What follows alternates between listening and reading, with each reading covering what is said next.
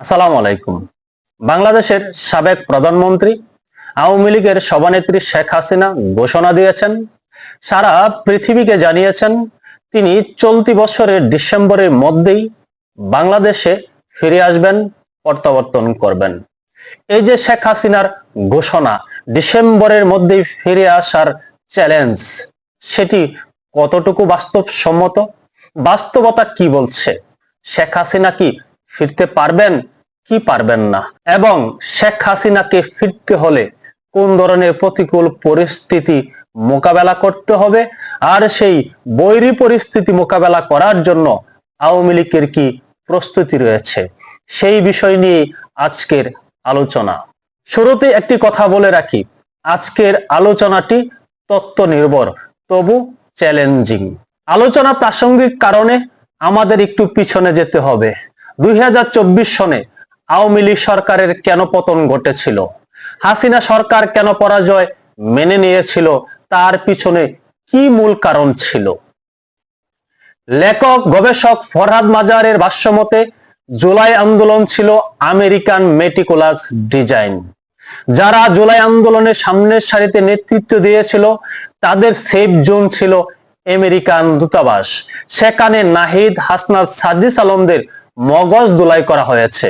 জুলাই আন্দোলনের সামনের সারির সকল সমন্বয়কদেরকে অদৃশ্য নিরাপত্তা বলয়ে ঘিরে রেখেছিল আমেরিকা।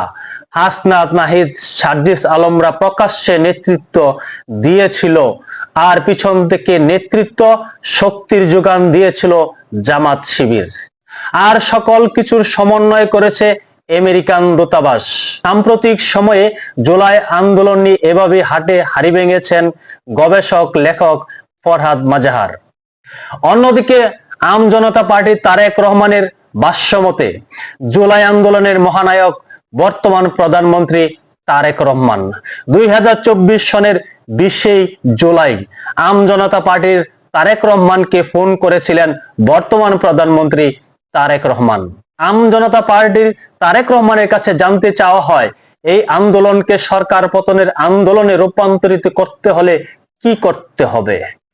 তখন আম জনতা পার্টির তারেক রহমান বর্তমান প্রধানমন্ত্রী তারেক রহমানকে অবগত করেন, এই আন্দোলনকে যদি বিএনপির সকল স্তরের নেতা কর্মী সমর্থকরা রাজপথে নেমে আসে এবং জনাব তারেক রহমান যদি 3টি জাতীয় নির্বাচনের ব্যয়ের সমপরিমাণ অর্থ এই আন্দোলনে ব্যয় করতে পারেন, তাহলে সরকার পতন আন্দোলন সফল হবে। যেই কথা সেই কাজ।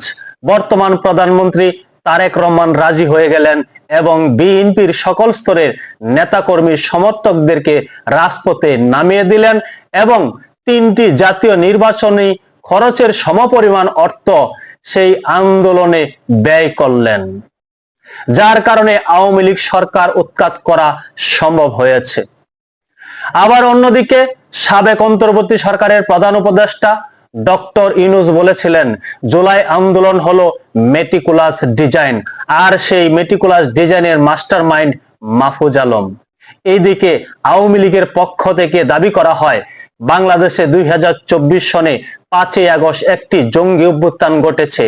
জঙ্গি অভ্যুত্থানের মাধ্যমেই আওয়ামী লীগ সরকারকে উৎখাত করা হয়েছে, আর তার মদতকারী ডক্টর ইউনূস এবং পশ্চিমা শক্তি। শেখ হাসিনা সরকারের পতন বা উৎখাতের পিছনে যে কয়টি কারণ উল্লেখ করা হয়েছে, সেই সকল বহুমুখী শক্তির ঐক্যবদ্ধ প্রচেষ্টায় আওয়ামী লীগ সরকারের পতন নিশ্চিত হয়েছে।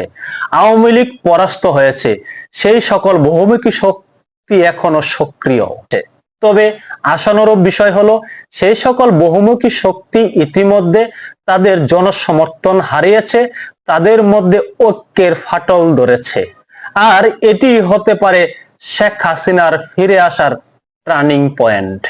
যেহেতু এই সকল বহুমুখী শক্তি থেকে সাধারণ মানুষ মুখ ফিরিয়ে নিয়েছে, তারা জনসম্পৃক্ততা হারিয়েছে, সেইটিকে কাজে লাগাতে পারেন আওয়ামী লীগের সভানেত্রী শেখ হাসিনা। শেখ হাসিনা যে দিল্লিতে ভার্চুয়াল সংবাদ সম্মেলন করেছেন, সেখানেও তিনি বলেছেন তিনি জনগণের প্রতি আস্থা রাখছেন, বাংলাদেশের জনগণের প্রতি আস্থা রাখছেন, তিনি বাংলাদেশের জনগণের কাছেই ফিরতে চান।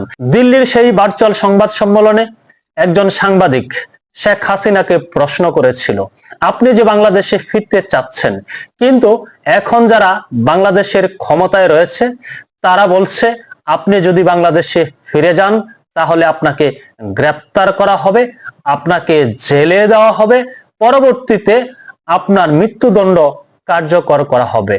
আপনি কি আইনি লড়াই করার জন্য প্রস্তুত রয়েছেন? আপনি কি আইনজীবী প্যানেল তৈরি করেছেন? আপনি কি আইনি লড়াই করবেন? সেই প্রসঙ্গে শেখ হাসিনার সাফ কথা, আমি বাংলাদেশের জনগণের কাছে ফিরতে চাই, এবং শেখ হাসিনা এও বলেছেন সরকার কি করবে সেটি সরকারের বিষয়, আমি জনগণের কাছে ফিরব। এই যে এখানে শেখ হাসিনা যে কথাটি বলেছেন, সরকার কি করবে না করবে সেটি সরকারের বিষয়, এখানে শেখ হাসিনা আইনি লড়াইয়ের কথা এড়িয়ে গেলেন। কেন এড়িয়ে গেলেন? এর পিছনে কি কারণ আছে? এর পিছনেও বহুমাত্রিক কারণ রয়েছে। তবে রাজনৈতিক বিশ্লেষকদের ধারণা, হয়তো শেখ হাসিনা বাংলাদেশে ফেরার পূর্বেই সকল বিষয়ে ফয়সালা করেই আসবেন। তিনি তো আর ফাঁসিতে স্বইচ্ছায় ঝোলার জন্য বাংলাদেশে আসবেন না, তিনি তার নিরাপত্তা নিশ্চিত করেই বাংলাদেশে আসবেন। অনেকেই ধারণা করছেন শেখ হাসিনার নিরাপত্তা নিয়ে বহির্বিশ্ব থেকে বর্তমান সরকারকে চাপ প্রয়োগ করা হচ্ছে। আওয়ামী লীগের পক্ষ থেকে বর্তমান সরকারের নিকট শেখ হাসিনার জন্য নিরাপত্তা চাওয়া হচ্ছে। যদি এই সরকার আওয়ামী লীগের সভানেত্রী শেখ হাসিনার নিরাপত্তা নিশ্চিত করে, তাহলে স্বাভাবিক প্রক্রিয়ায় শেখ হাসিনা বাংলাদেশে ফিরবেন। স্বাভাবিকভাবেই তিনি হয়তো তার বিরুদ্ধে যে সকল অভিযোগ রয়েছে, মৃত্যুদণ্ডের রায় রয়েছে, সেইগুলোর আইনি লড়াই করবেন। আর যদি এই সরকার শেখ হাসিনা ফিরে আসার পথে বাধা সৃষ্টি করতে চায়, শেখ হাসিনাকে জেলে ভরতে চায়, শেখ হাসিনার ফাঁসির রায় কার্যকর করতে চায়, তাহলে কিন্তু ভিন্ন রকম কিছু ঘটে যাওয়ার সম্ভাবনা রয়েছে। অনেকেই ধারণা করছেন যেদিন শেখ হাসিনা বাংলাদেশে ফিরবেন, সেই দিন শেখ হাসিনা বাংলাদেশে একটি বিপ্লবী সরকারের ঘোষণা দিতে পারেন। এই সরকার থাকবে না, বর্তমান সরকার পড়ে যাবে। বর্তমান সরকার থাকলেও শেখ হাসিনা একটি বিপ্লবী সরকার ঘোষণা করবেন। বিপ্লবী সরকারের প্রধান থাকবেন শেখ হাসিনা। আওয়ামী লীগের নেতৃত্বে বিপ্লবী সরকার গঠিত হবে। যদি আওয়ামী লীগ বিপ্লবী সরকার ঘোষণা করে, তাহলে বাংলাদেশে গৃহযুদ্ধ অনিবার্য। এখানে আলোচনার অনেক সুযোগ রয়েছে। আলোচনার মাধ্যমেই এই পরিস্থিতি মোকাবেলা করতে হবে। আলোচনার মাধ্যমে শেখ হাসিনার ফিরে আসার বিষয়টার সুরাহা করতে হবে। এখানে জবরদস্তি করলে বাংলাদেশে একটি গৃহযুদ্ধ অনিবার্য। তবে শেখ হাসিনার ফিরে আসা নিয়ে এখন বলা হচ্ছে পশ্চিমা সেই শক্তি, যে শক্তির কারণে আওয়ামী লীগের পতন ঘটেছে, তারা এখন শেখ হাসিনার পক্ষ নিয়েছে। এবং আরেকটি বিষয় রয়েছে, শেখ হাসিনা ইতিমধ্যে এই বিষয়টি খোলাসা করেছেন। জুলাই আগস্ট আন্দোলনে বাংলাদেশের ছাত্র জনতাকে ভুল বুঝিয়ে রাজপথে নামানো হয়েছিল। জঙ্গিরাই ছাত্র জনতার উপর হামলা চালিয়েছিল, গুলি করেছিল। জঙ্গিরাই বাংলাদেশের ছাত্র জনতাকে হত্যা করেছে।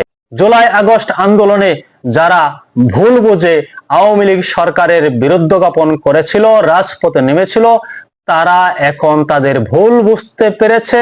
তারা এখন আওয়ামী লীগের পক্ষ অবলম্বন করছে, শেখ হাসিনার পক্ষ অবলম্বন করছে। যার কারণে শেখ হাসিনা এই মুহূর্তে আত্মবিশ্বাসী। তিনি যদি বাংলাদেশে ফিরে আসেন, বাংলাদেশের জনগণকে নিয়ে তিনি সকল বৈরী পরিস্থিতি মোকাবেলা করবেন। ডিসেম্বর আর খুব বেশি দূরে নয়। দেখা যাক ডিসেম্বরে বাংলাদেশে কি ঘটে, নাকি তার পূর্বেই শেখ হাসিনা বাংলাদেশে প্রত্যাবর্তন করেন। আল্লাহ হাফেজ।